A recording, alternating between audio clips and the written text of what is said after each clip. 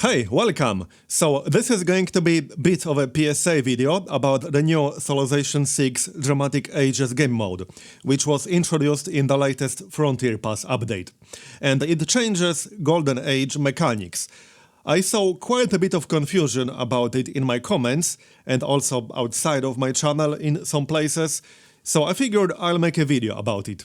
And the biggest point of the new Golden Ages in Dramatic Ages game mode is that excess era score is not wasted.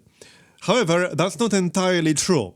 It's only not wasted in the sense that having excess era score above what's normally required for Golden Age will give you an extra effect. It will give you more loyalty per citizen. So that's the biggest thing.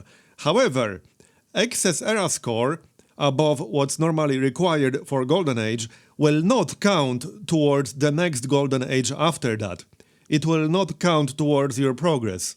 So if your goal is to ensure you will get as many Golden Ages as possible, which with Dramatic Ages game mode should really be the case, because the consequences for entering a Dark Age are quite brutal, then the best thing you can do is save era score triggers for after you enter the Golden Age. And I will show you an example. This is from my game as Byzantium, which is on my channel if you're interested and haven't seen it. And this is a save 4 turns before I enter another Golden Age. And as you can see, I already secured the next Golden Age. I got 116 score out of 112 required. And I have a few era score triggers saved up. And I will show you 2 different scenarios. In one of them, I will use all the era score triggers I had saved up before the transition and get as much era score as I possibly can before we enter the Golden Age.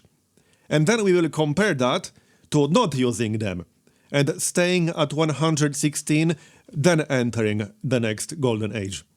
So we'll do that and then we can compare it. I will use all of them before entering the Golden Age first, and I did have quite a few.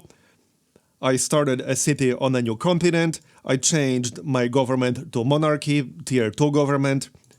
Previously I was basically holding off on my government transition because you get era score for adopting the next tier government for the first time. And also a few other things. One of the biggest boosters with Dramatic Ages game mode specifically is researching technologies and civics. Normally, just researching technologies and civics does not give you era score, but with Dramatic Ages it does. So what you can do is leave them 1 turn away from completion, and then finish researching them after you enter the next era. So anyway, here we are 1 turn before entering a new Golden Age, and I got 125 era score out of 112 required for the Golden Age. And now we will enter the new Golden Age. And you can see that I am now in a Golden Age. Each of my citizens exerts 2.06 to loyalty pressure in their city. So this is the biggest thing you get for excess era score. That is the effect of excess era score. Your citizens will exert more loyalty, which can definitely be a good thing, especially if you play as Eleanor, for example. However, my required era score for the next Golden Age after this is now 186. And you can actually see the exact factors that go into calculating the required era score when you hover over it. And they don't really have anything to do with how many era score triggers you used. Either way, right now, in this case, I need 61 extra era score to enter another Golden Age after this one. So I would need 61 more era score.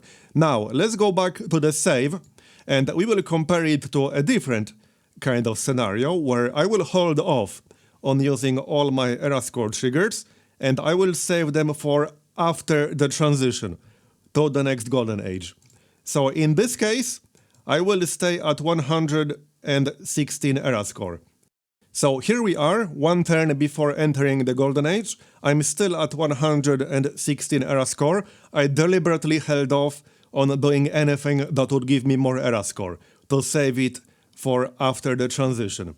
Now we will enter the actual golden age, and we can compare. So now I only need 174 to get another golden age after this. However, each of my citizens exerts 1.699 loyalty pressure in their city.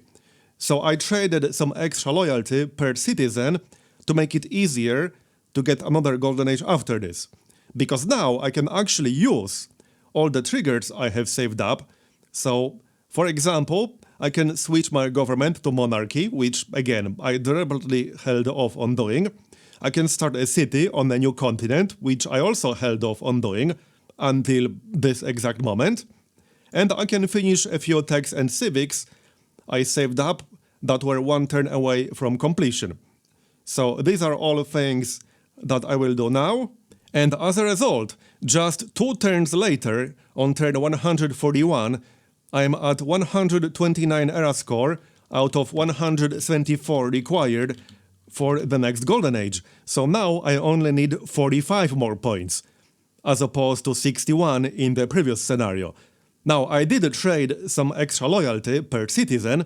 However, if your goal is to get as many golden ages as possible to ensure you won't have to deal with the negative consequences of a dark age, which again are quite brutal with the new Dramatic Ages game mode, then only getting as much era score as you need to actually enter the golden age to begin with, and then saving everything else within reason for until after the transition is the best thing you can do.